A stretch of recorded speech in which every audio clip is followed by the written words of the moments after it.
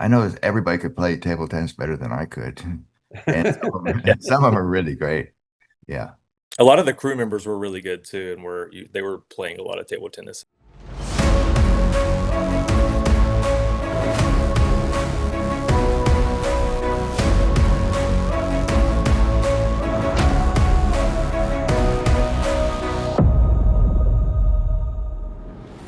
Welcome to Inside the Set with Set Decor, a series that focuses on the design and decor of the stories that excite us and ignite our imagination, where we discuss the collaboration between set decorators and production designers and hear first-hand accounts of how these works of art came to be, from their inception, ideas on a page, to completion, when we get to sit in the dark and experience them collectively.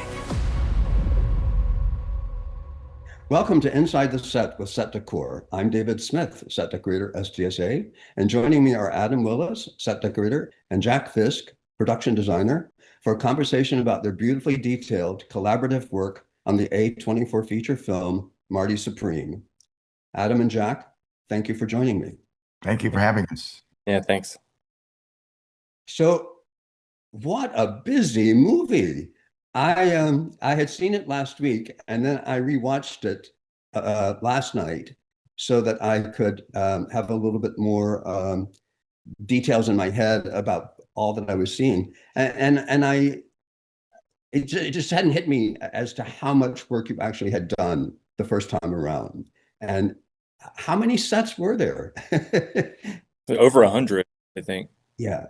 Yeah, it's astounding. Well, and of course, I mean, you have the Orchard Street, you have the Lower East Side of Manhattan, and it's 1952, right? Yeah. 52, And then 53. Yeah. 53. Yeah. Well, it started in December, at least in the original script, it started in December of 52, and then it was for a 9-month period. So we would made it into 53. You have many different worlds in this film. You have the Lower East Side, you have the tenements of the Lower East Side, you have the Upper West Side, and then you have the amazing world of the table tennis ping pong. Was that a fairly daunting part of the movie? I mean, for me, it was daunting just because we had to, we wanted to like accurately create that with all the tables, and we couldn't really find any tables that already existed, so we had to custom make them all, and that was pretty complicated in our timeline that we had. But I mean, the most complex to me was creating the Lower East Side exterior stuff. That was definitely extremely difficult, and even beyond what you see in the film, we dressed much further past where the camera was because we weren't exactly sure how far they were going to see. So it was a big job doing the Lower East Side stuff. But the ping pong stuff was, it was more mathematical. It was more about once we had the proper design for the tables, and like dealing with the lighting grid situation, which was probably more difficult than the tables because we had, we basically built all the whole lighting system that's up above in the arena. And there were different lights that came down for different parts of the tournament. And when it went down from like, I think it was like the whole lighting grid, it was basically like these English enamel lights that were like the ones in the references, and they were over each table, and some would lower whenever there were more, and then they would raise, then another set would come down when it got down to like 8, and then they would go up, and then final 2 we had another light rig that came down. So that was pretty complicated in terms of getting it set up. And the lights that you were talking about going up and down, were those custom, or were you able to find them? They were custom, yeah. We bought, I think, 60 matching enamel heads, and then we custom made the frames that they were attached to. We basically just made it exactly how it was in the Wembley references that we had. How much? I'm sure there must be contemporary table tennis tables that are available that look different than they did in the 50s. Is that correct? Yeah, I mean, ours were also the color is real specific with what we were doing, and the color that they are now is not the same. But there's like a kind of like a knobby turn leg base, that feels a little bit more English looking for the tables. And they were much sturdier and heavier in order to make it look the way it actually was, considering how much focus there were going to be on the tables. We had to build them from scratch. In the tournament that takes place in New York, right? Or and then London. London. There's a dozen tables. That was filmed in New York. Yes. Yeah. Were a dozen tables the maximum that you had anywhere, or did you have ones that were less detailed and for the sort of the Lower East Side table tennis place and then the bowling alley? That was the maximum that we had built. Jack, I don't remember. Did we end up building different tables for? We did. We Yeah, did. We that had a different table in Japan. We had a different table at Meadowlands where we shot. We had a different table in Lawrence's. I think there were more tables in the London tournament than there were at Lawrence's, though. I think that was the most of one type of table that we had built. Yeah, and working with Josh's wishes, we built more tables than we ended up using. I Right. think he cut down to about 8 tables he took out of it, and it was still huge. But that's the Japanese table there. Yeah, and watching it closely last night, there are like 3 or 4 different bases, Yeah. depending on where you're playing. And how many professional people did you have playing table tennis?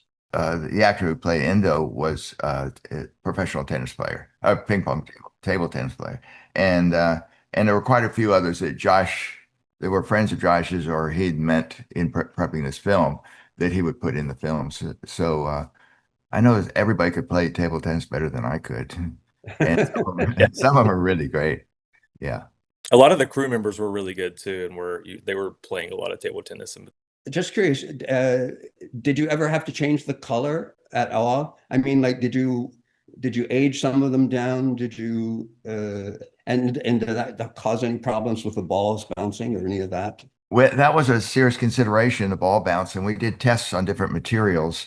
The colors, I think, varied a little bit, but we did uh, some Doris Kanji shot tests, and we would put different colored tables in to see which ones read best, into the film.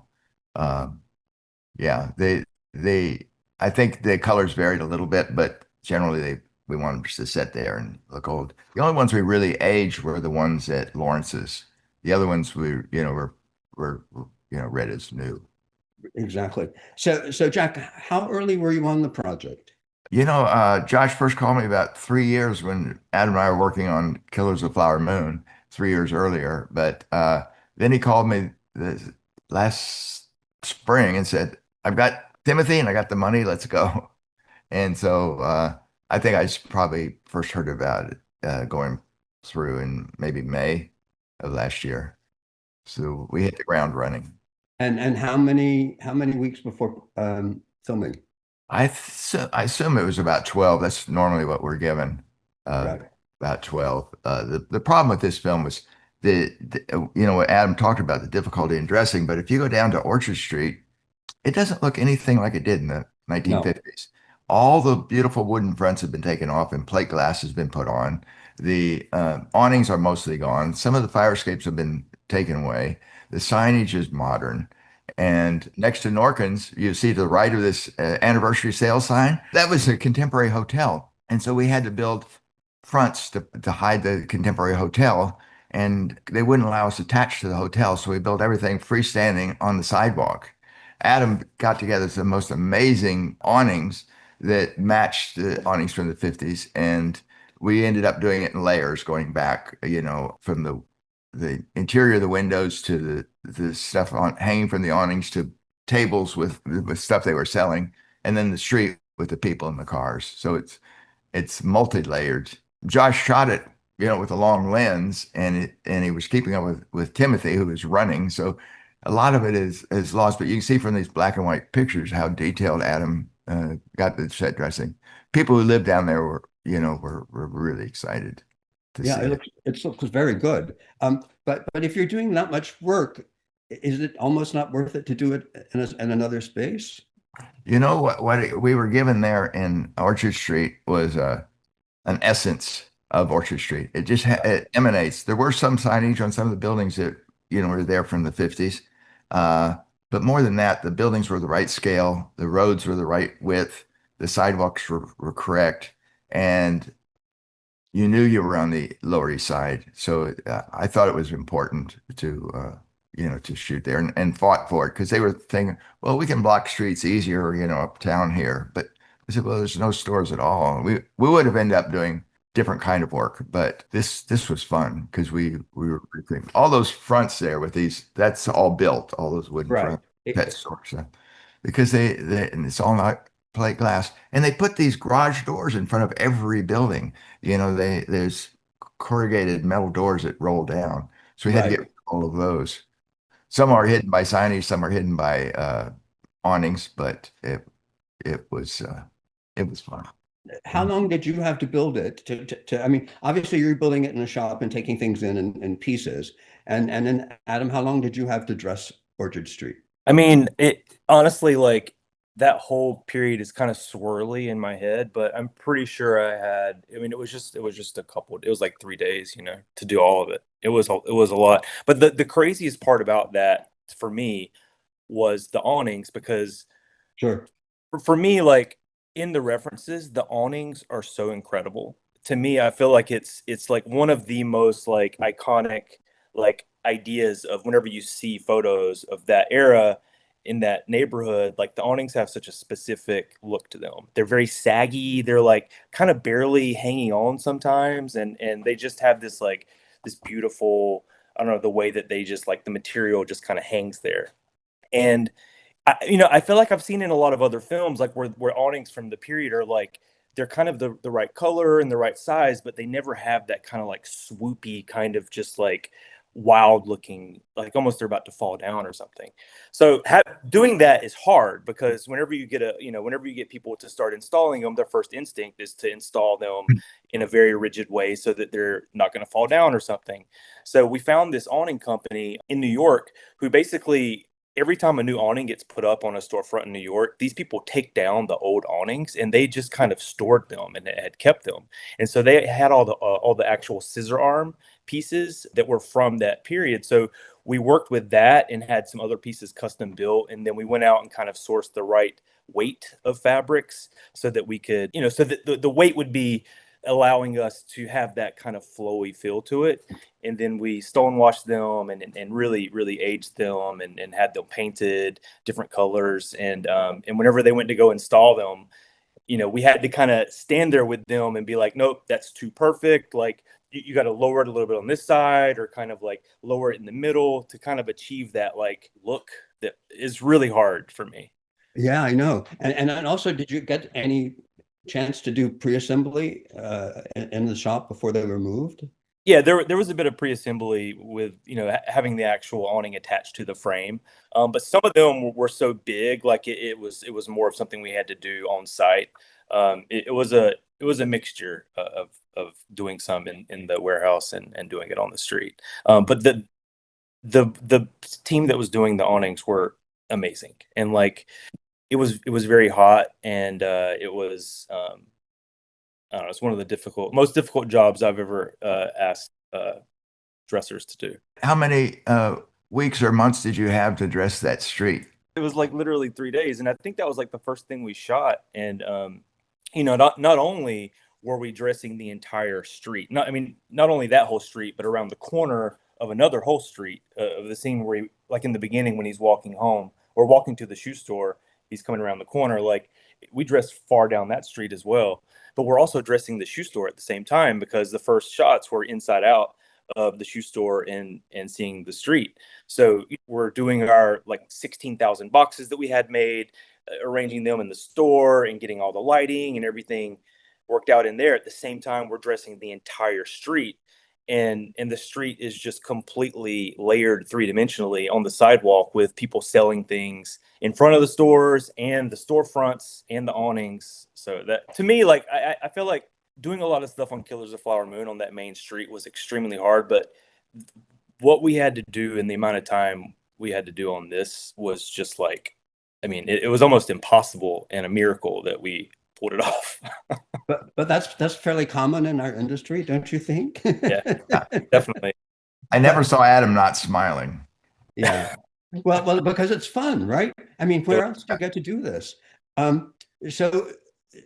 So then were you able to shut down the street for like a full week? Did you have a full week to dress and shoot, or all shot in one day, 2 days?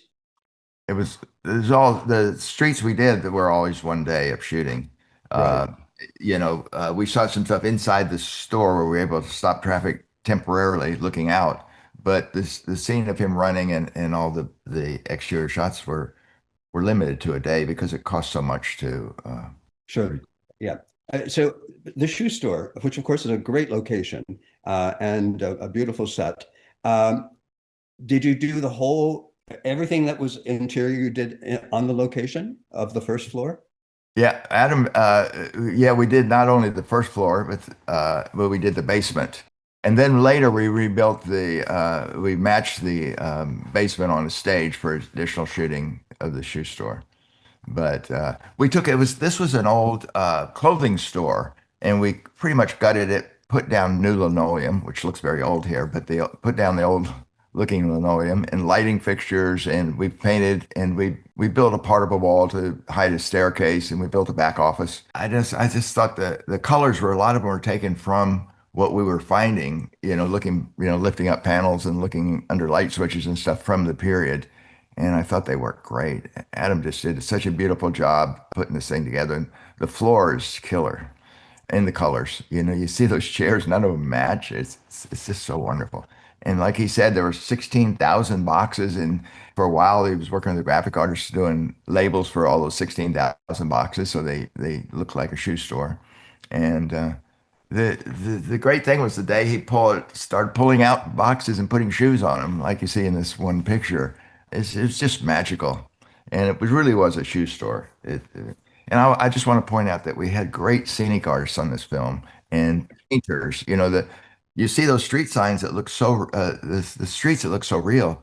A lot of signs were created in full scale to hide offensive things behind it, and the aging it was just killer. And those things were thrown out at the end of the show. I wish I could have brought them to my farm. But then, of course, you also have neon signs, right? Yeah, and Norkins was a big neon sign. Yeah, we did a lot of neon because it was popular at the time. We spent a lot of time designing the Norkins sign. I don't think it's ever seen in the film, but it was felt in the film, and the colors and stuff were just taken from that era. A lot of which exists in the Lower East Side, they just put stuff in front of it. So as we delved into it and got behind, standing exhibits and stuff, we'd find the old colors and we use them as much as possible. So Adam, back to the shoe store very briefly.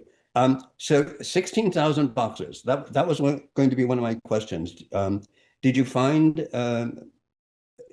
in research, you found someone who manufactured shoe boxes, or did you have to have them put back? That was difficult because also we had such a short period of time to get this ready because we had little prep on this movie. So we looked around and kept trying to find, because the way I wanted to do it was I wanted to find somebody who still could make the old style shoe boxes the way that it's covered, and so it has like a certain texture to it, because new shoe boxes have a specific feel and look to it. And so we ended up finding this place in London who actually had another branch in New Jersey. And so we contacted them, and even after the first conversation, they were all in. They were like, yeah, we'll help you do whatever you want. And within 2 days, we had like a rough graphic design sent to them and kind of like an idea of how many we thought we were going to need. And they were just like all in the whole time. And even after that first estimate, we were like, I think we need like 4,000 more. Is that possible? And they were just like so easy to work with. And they did test samples for us 3 or 4 different times until we got the final look. Because I think we had 5 different shoe boxes that we had, or different brands to work with the color scheme in there. But they finished them completely, I think, about 4 days before we started shooting. But they came all assembled, correct? Yeah. They came the way a regular shoebox would be, like right. we had to put the little additional stickers on them for like different sizes and stuff like that. But yeah, the overall kind of color scheme and everything and the lids were all done. But you had one size box, right? Or one size. Yes, and 5 different variations. And right. And fortunately, and hopefully you had the size of the box before the shelves were built. Yeah. That's because every now and then that doesn't happen. Well, that was tricky too, because the size box that we got, was kind of a little bit smaller than I would have liked it to have been. But it ended up being thousands of dollars cheaper. If we would have gone up with the slightly larger size box, it would have been just like almost completely unaffordable. So we ended up going with that size that was around like a like a normal kind of women's size shoebox. And where did you find all those chairs? Those chairs everywhere. I mean, Pennsylvania, Massachusetts, New York, Connecticut. Like, I mean, we basically we shopped almost everything out of stores for this whole movie, and over the course of the whole prep, we would find 2 chairs here, 2 chairs here, 2 chairs there.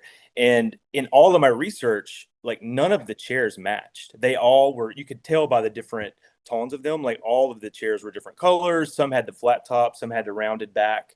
Like it was always a mixture. And so I was like, I really, instead of like trying to go for it with like this whole like color scheme of black or whatever, like, mixing them together it could look the best and most realistic in there. So we just picked them up every time we'd see one. And then at the end, I was like, I'll be happy if I fill that room with these chairs and I have like 4 left over that we can't even squeeze in there. And we ended up having 6 left over. So I was happy. And so how many made camera? 16? Yeah, I think there's about 16. Yeah. Right. I just judging from that photo, I didn't count specifically. Yeah, but they're very hard. They're very hard to find, and they're also very valuable. Like that type of chair, like Exactly. sometimes they could be $1,000 a piece, or even more than that. But sometimes we would find them on Facebook Marketplace for $25. It ranged. We paid $25 for some, and we paid up to $1,800 for one. So it was variable with that. You also got that machine that you looked at your foot, an X-ray machine to look at your foot. Oh yeah. And then the fitting stools. Yep. Yeah. Those are fun. How many people did you have working for you as a buyer? I had an assistant decorator, 3 shoppers, and a pretty big set dressing crew. I mean, most of the time we had around 20 people. Is this your first time working in New York? It was, yeah. So that was also very challenging for me because also, like, again, having very little prep on this, and there's so much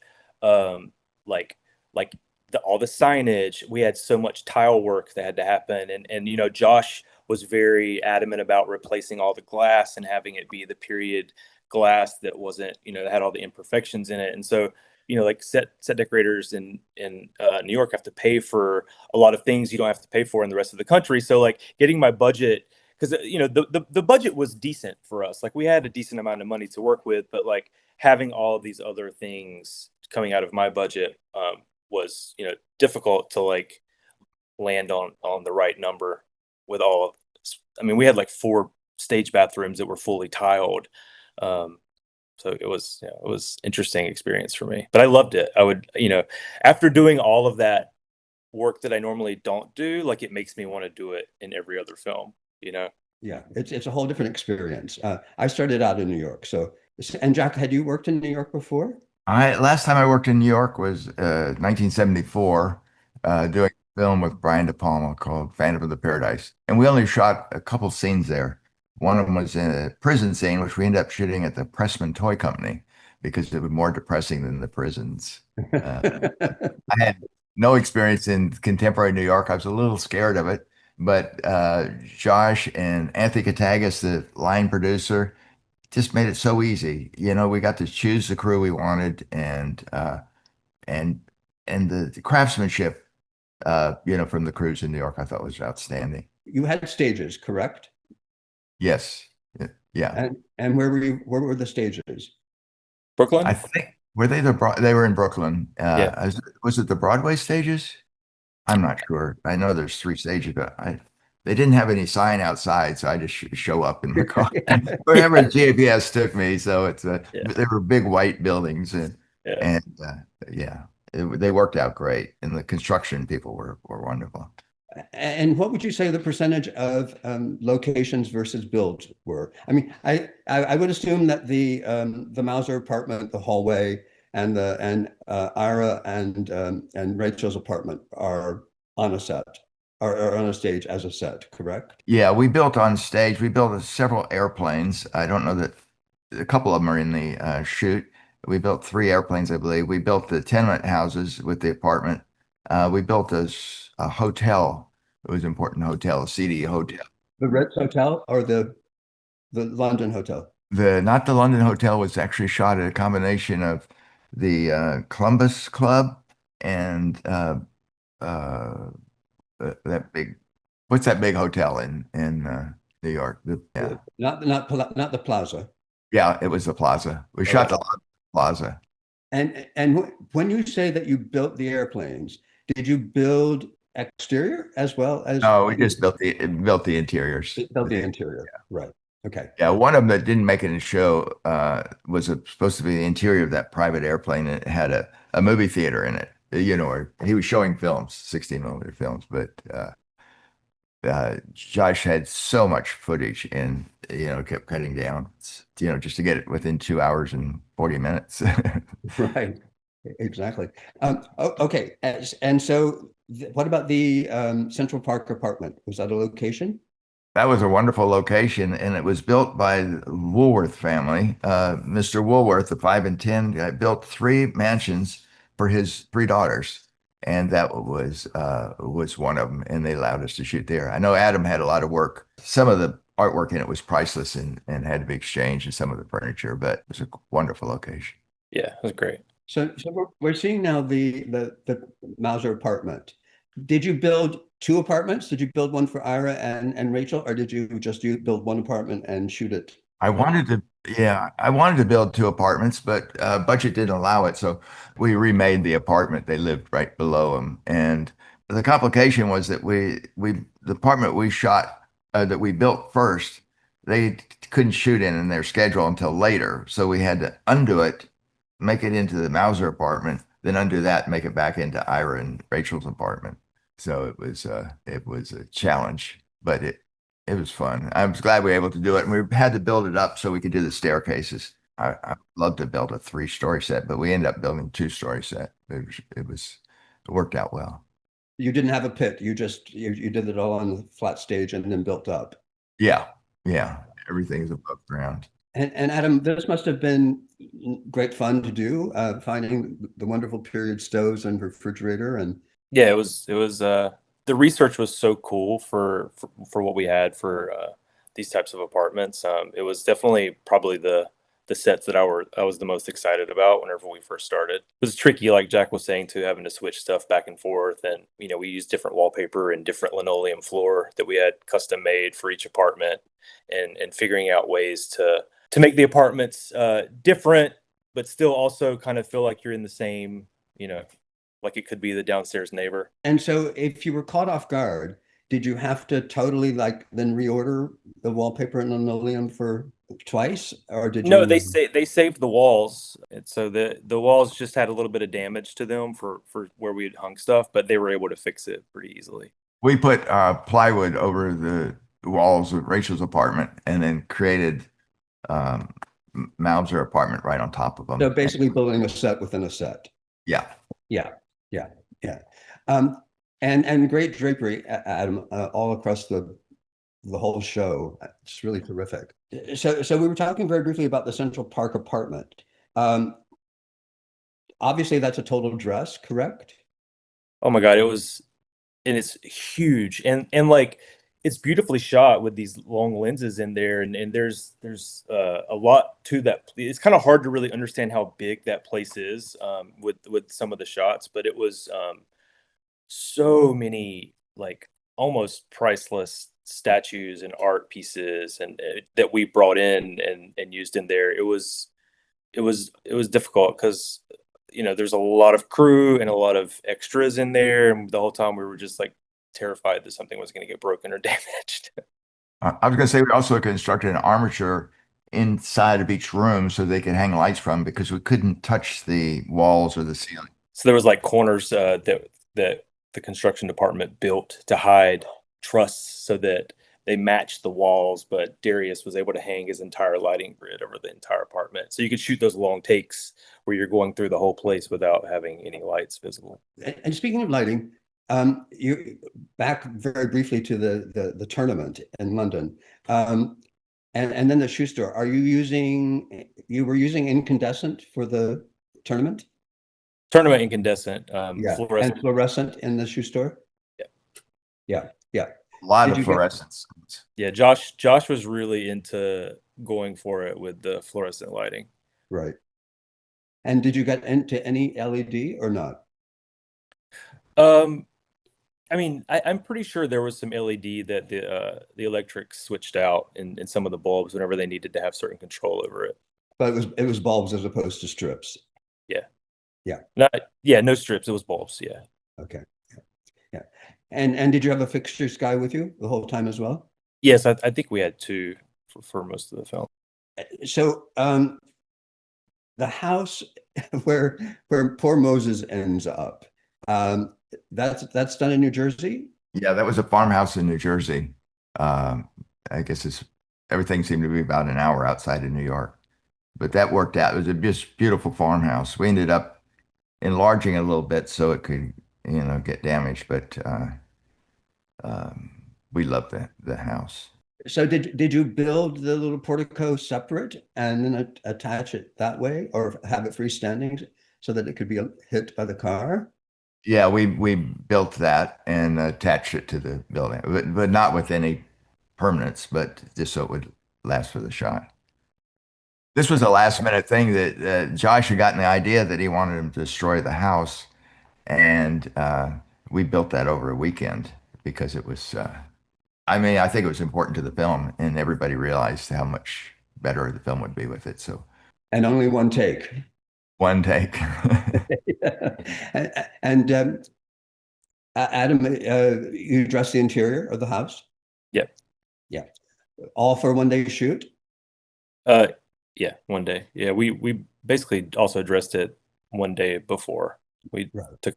Yeah, a lot of the sets, we didn't have a lot of time to dress. It was like we'd end up doing overtime, and because we're just in so many different places so quickly throughout the film. It's like you're kind of like you're just there right before you shoot, and you dress it, and then shoot for a day, and then you're doing 3 more sets the next day. It was I think the shooting. How many shooting days did we have on this, Jack? Was it like 48 or something? Somewhere close to 50, but I don't think it was quite 50. You could have used 60. A lot of sets. Yeah, yeah. And did that New Jersey house come at the end of the shoot, or did it fall? Where did it fall? Were you able to take everything that you didn't use for the rest of the movie into the house in New Jersey? Not really. I mean, we did that a little bit. It was later on in the film, right, Jack? Yeah, the last quarter. Cooler. It was cooler while we were there. Was it but, after the pool hall? I mean, the bowling alley? I Yeah, think it was. Yeah. yeah. But Josh really had this idea. He wanted the guy to be a bit of a hoarder. And what was interesting about that house as well is that we looked at another house at first, and it was just like unbelievable the amount of period things that were in there, and it was a hoarder house, and it was like stuff had just been collected forever. And really I kind of like used that house as a bit of a reference for this other house that we ended up shooting. But the guy also had a lot of period stuff in there already, so we tried to keep as much of his stuff as possible and just rearrange it, and then bring in our stuff and keep it a bit manageable. Yeah, that house was built in the 1700s, I believe. Yeah, it was built in the 1700s. The corn just happened to be serendipity that you found it, and you didn't have to plant it or anything like that, or guard it or anything.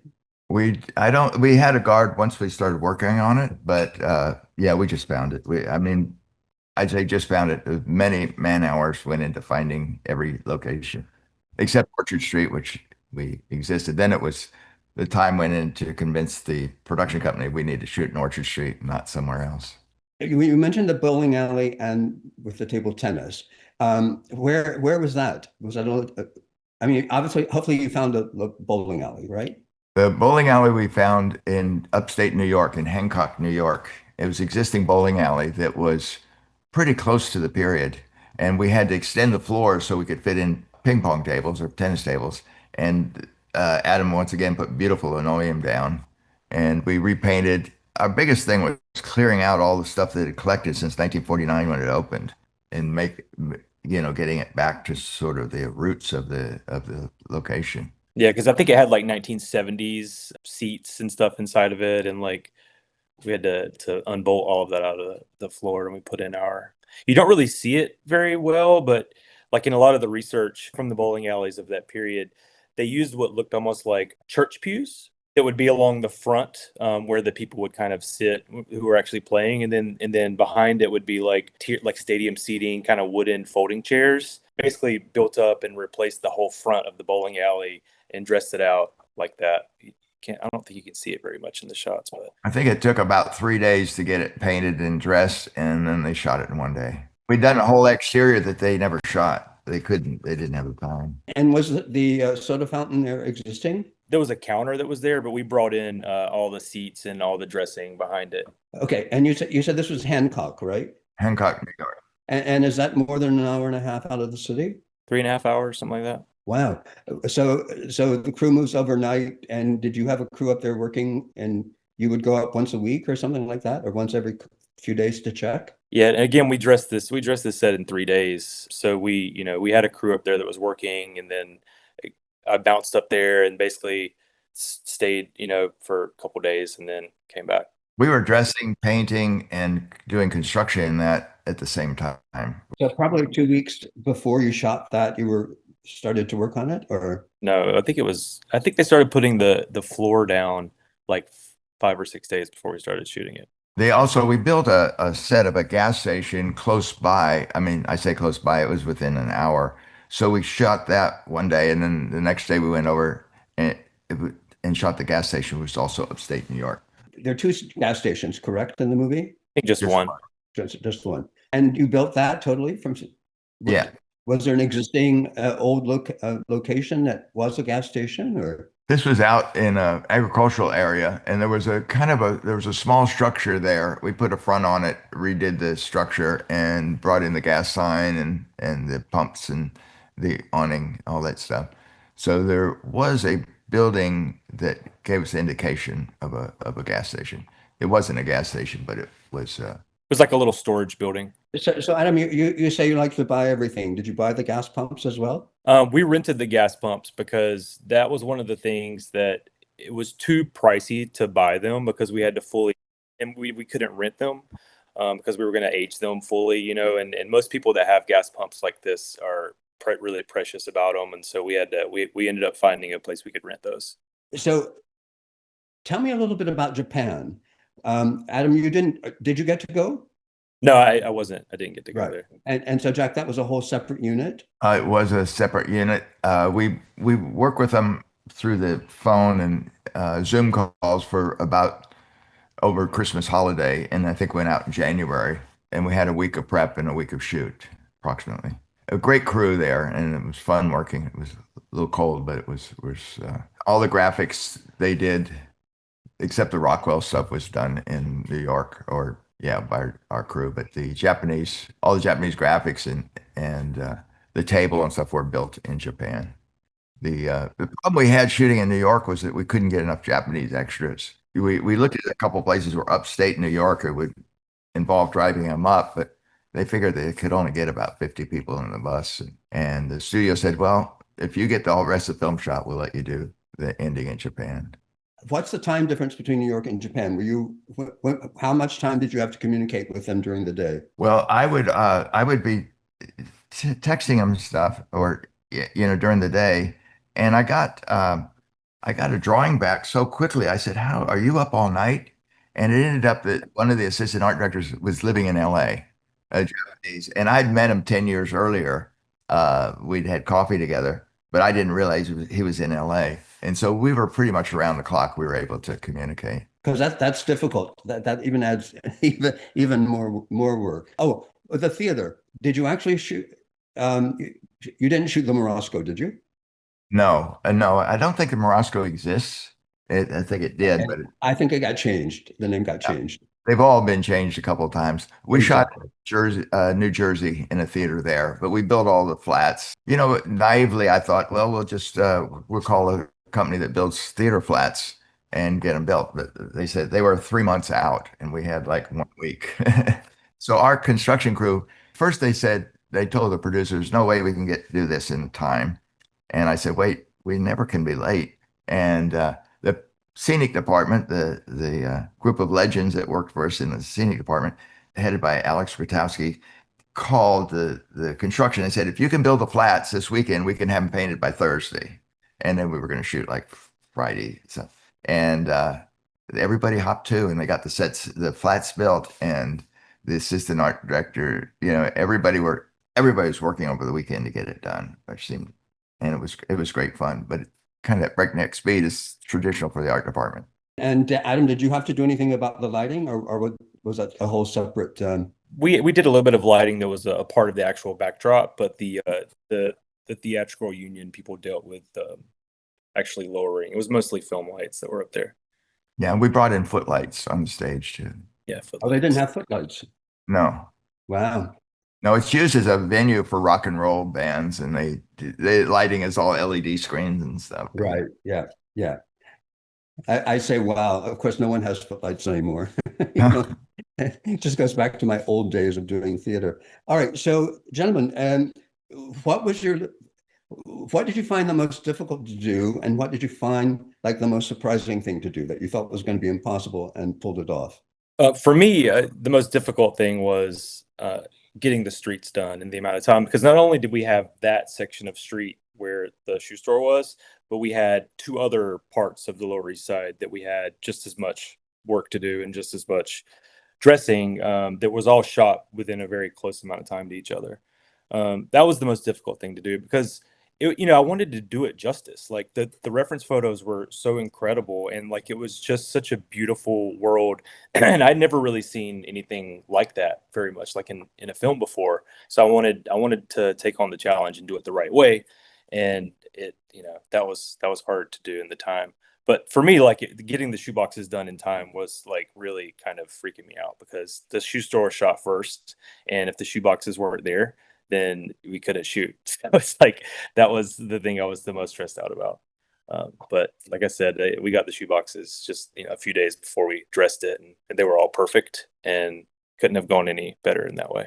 Yeah, I think one of the difficult things was the time, getting all this done in the time, working in a city as big as New York, and we were still looking for locations the last day. We just kept pushing certain things back. The exciting part for me was how involved Josh was in how much passion he had for all the settings and the work that we did. I mean, I think Josh, if he says he would be an architect if he wasn't a director, and his uncle was a pretty famous architect, but he would also do really well in the art department. His enthusiasm and excitement for everything we did, which was always, continually rewarding because he appreciated it. And Josh was fully, I mean, like, he's so in the film, like it blows your mind. Like every night, me and Jack and Josh would be on a text thread together where Josh is just kind of feeding us like his thoughts, and I would keep up with them until about midnight, and then I would be like, I've got to go to sleep. And then I'd wake up the next morning, and they had texted for like another hour and a half past me. But when I realized that he was doing that with every department. It wasn't just our department. He was up all night texting. So is he second or third generation New Yorker? I'm not sure. I know he's at least second generation, and he's probably, third or fourth. But his love for the city is amazing. You absorb a lot, exactly. All right, and so I'm going to go back very briefly to the shoe store. Did you also do all of the shoes, or did wardrobe help in any, costumes help in any? We found a rental house that had a huge stock of 1950s shoes, and we got all the shoes from them. But we filled a lot of the shoe boxes just to make sure it had a bit of weight and how everything was on top of each other. But not every shoe box was filled. But it was an insane amount of shoes to have to find for that set. And I think we got just the right amount that we needed. You didn't run into anything where you had a section of it dressed, and then all of a sudden on the day they decide to shoot a different section, did you? No, I mean, it was all going to be like shot in one specific area. I think, if I can remember correctly, I think maybe Josh had decided to shoot a women, because we had like the men's section over on one side and the women's section on the other side for this one part, and he ended up wanting to switch the sides. So I think last minute we had to like move some of the shoe boxes and the men's shoes to the opposite side of the room. But also the crazy part about that set is like we were literally in the basement of that place shooting, and it's like you go down these like tiny little stairs, and like it's that huge room that's down there, and like just the logistics of like the whole crew kind of going down there and working in that space, but you really feel it when you watch the film. It's that was interesting. And his office also, Norkin's office was just right, all of it was in that one space. Oh, I just want to say about the pet store, it was only 12 Oh feet my wide. gosh, pet store. The pet store is 12 feet wide. Yeah. Adam addressed it. At first, I said, Josh, we found a pet store, but it's only 12 feet wide. And he goes, well, I can't shoot in that. The next day he came back and I was trying to figure out how we could bust out walls or something. He said, no, I like it narrow. And then it became up to Adam to address it. But we had stuff hanging from the ceiling in the windows. We built a window in the front for the puppies, and he brought a counter in there. Adam got so much great stuff from animals and everything. It was Yeah, Michael Jordan was really great to work with, who was the yeah. prop in terms of getting all the animals that we needed for the film.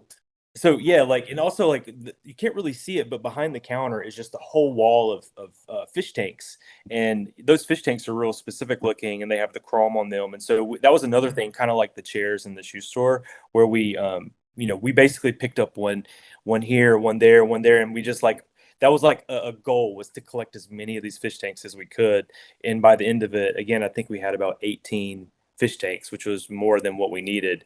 And then we basically had these people come in and dress them out the way we had these two really great references of a pet shop that had a close up on what the fish tanks look like. And it was just full of like all of these like actual real plants and everything. And so we filled all the fish tanks with all this plant life and like moss and growing all over it. And it was really incredible to see whenever we finished that set. It felt like to me, like, the shoe store definitely felt this way, and a lot of the sets felt like this. But when you walked into this set, for me, it was the most kind of time traveling environment for the movie. It was this set. There's a lot of weird animals in that. Props and wardrobe were fantastic on this film. Miyako, who did the costumes, and Jordan, who did all the props. And Josh got really involved in the props. I mean, he was worried about the quality of the paper, and the wardrobe, he was worried about the quality of the material. And everybody rose to the challenge. It was exciting to work with this crew on such breakneck speed. Well, the speed, because unfortunately, you do all this work and it goes by very quickly. And a movie ordinarily anyway, and this movie, it's just accelerated because that running pace is always there. You were exhausted for the actors watching it, I think, and I'm somewhat exhausted watching it yourself. Just like, oh my God, I've just run the marathon. We've spent 3 days breakneck speed getting a set ready, and they'd come in and shoot it and go, okay, lunch, next set. They'd be moving down the street. Anything that you didn't like doing, or was there something that came up that you thought, oh, this wasn't great fun? I don't think so. Not on my end. I enjoyed it. I like being under pressure, and I like working fast. I wish that we'd had a little more time to shoot everything, but it wouldn't have worked for the film. The film needed that breakneck pace, and so it got just right. And Adam and I both worked to make sure he had more set than he wanted or asked for or needed, so that he wasn't limited in any way. And that also makes it's great because, like, I feel like a lot of times when you watch a film, you can feel the edge of the frame. It's like it's just framed up and like this is the set. But with this, it's like there was always, no matter where they were shooting, there was always so much more set off the camera, so that it felt like, to me, it made it feel like it was a real place they were shooting. Like it wasn't just like set. It was like, you're shooting in a real environment. Well, I think that's we often do that. We the more real you make it for the actors, the more real that they can be in it, and it's really important. Also, did you have a telephone guy? Michael Jortner was very adamant and hands Oh, on Props about. did those. Yeah. Yeah, yeah, he made sure they were all connected and they worked, and he. He had just come off of the Bob Dylan picture with Timothy and onto this one. So he's a great New York prop person. Well, as you and I were talking earlier, Jack, it's just such great work, and it's such a huge amount. I didn't get that at first about how much you actually did because the pace was so quick. But geez, going back and looking at it, really, the detailing is incredible. So congratulations. I think we approached it, all of us, as a documentary. You know, it was a film taking place in 1952, 53. So it was it was exciting from that standpoint for me. And was the weather lucky for you? Did you have to go to rain cover or anything? Never went to rain cover, I don't think. We're Oh. very fortunate. The movie God blessed us. So Adam, were you able to use any of the New York prop houses and specifically any of the SDSA sponsors? Yeah, I used Finnick props quite a bit. They had a really great collection of period, all kinds of things that would be almost impossible to find in the real world. And Newell actually was very helpful too for some of the higher end sets that we had to do.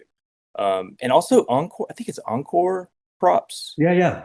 I mean, like I find myself going back there more than almost anywhere just because of like what film we were doing, and they had so many things from like the 1950s, and they had a whole section of shoe store stuff, which blew my mind when I saw it, like displays and like signage and things that were, I mean, beautiful, and so I think we ended up, they had like a whole section of just all the shoe store stuff, and we were like, we want to take all of it, so we just like we literally took their whole collection of stuff, which all those things would have been almost impossible for us to afford and find if they didn't have it. And it was just like the icing on the cake for that store for us. What happened to the 16,000 shoeboxes? Yeah. Did you give them the shoe boxes afterwards? I don't think anybody wanted the shoe boxes because once you understand how much space they take up. Yeah, exactly. I love eclectic Encore. I was in New York when Suri started her first prop house, and it was called Eclectic. And then Encore was a theatrical prop house. And then Suri, they merged, and then Suri bought out Encore. And yeah, it's just great. And what about City Knickerbocker? Were you able to use them by any chance? We use them a little bit for some of the overhead lighting fixtures, like in Lawrence's and some of the fluorescents and stuff that we were able to get. Well, it's great to have them there, and it's great that they have such great resources. I'm glad you got to use Eclectic because I think sometimes it's overlooked, Yeah, I mean, again, I found like I personally went to that prop house more than I usually go to prop houses. Like if there was ever a moment where like I feel like we need a little bit more, like I would personally go there and just wander around and pull a bunch of stuff. But yeah, I mean, New York in general, the resources, I was afraid going there. I wasn't sure what it was going to be like with the shopping and with the prop houses in general, but for me, it was one of the best experiences I've ever had in terms of access to things. But don't you think that always happens to us, that when we go on location, you're always, for the most part, you're in a city that you know nothing about, and you're there because of some tax incentive or some great location. But you always, within the first couple of weeks, know as much about where to find things as many of the local people. Yeah, I always like to, usually when I start a film, as long as I have enough prep time, I usually like to take 2 weeks for myself, and I'll go on Google Maps and like search like thrift store, antique store, resell furniture, and try to create a grid of every single store that exists within like a certain mile radius.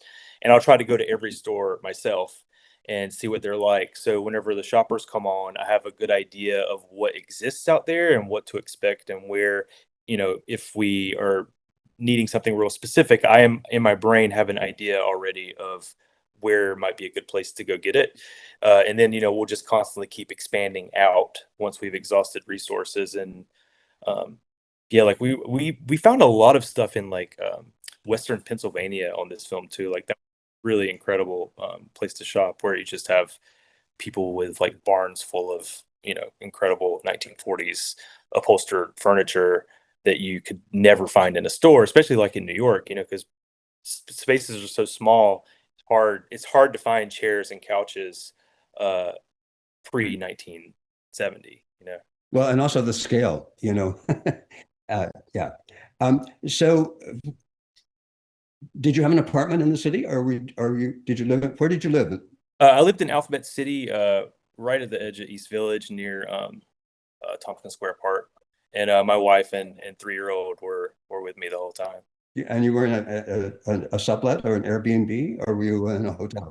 I can't remember where we had found it. It was like some sort of website where artists would post their apartment if they were going out of town for a while. And it took me a while because I was staying in the Nomad area in a hotel for like I think it was like the first 7 weeks, because I was trying to find a place that was big enough for my family to come stay, like where there was a separate room that my kid could be in that still kind of worked within the housing allotment. And it took about 7 weeks to find the right spot. But it was a duplex that I ended up in, and it was literally 2 blocks from the park. And I love Alphabet City, that whole area, and being that close to like the Lower East Side as well. Like I could walk to set sometimes, and it was great. I would love to live there if I could afford it. Well, if you can afford LA, you could probably afford New York. And just a question: how much of the ping pong did Timothée Chalamet do? He did quite a bit. They choreographed it like a dance. So they had moves. A lot of times we shot without a ball, and the ball was put in, but he hit the right places so that the camera kind of knew where he was going to be and that it was exciting. And then with CGI, they could make the ball behave. But a lot of it was also shot real. I know Darius, in the beginning, they had a problem with the ball strobing a little bit, but they were able to solve that problem with lighting. And Timothée did an amazing job. It's got to be hard, but it's so athletic. I never thought of ping pong as being that athletic. Well, I think when we were playing ping pong, it was just very gently back and forth, and keep it at the edge of the table. Yeah, when they get 10 feet from the table, you worry. Yeah, exactly. But anyway, congratulations again. Thank you very much. Anything further, Jack? No, this has been great. I love talking to you. And are you two going to work together again soon? We hope so. I do. Definitely. Would always work with Jack. Adam and Jack, thank you. This has been really very informative. And again, congratulations on a job well done. Thank you. Thank you, Dave. Thanks for joining us for this episode of Inside the Set with Set Decor. Don't forget to subscribe to our YouTube channel and visit our website, setdecor.com.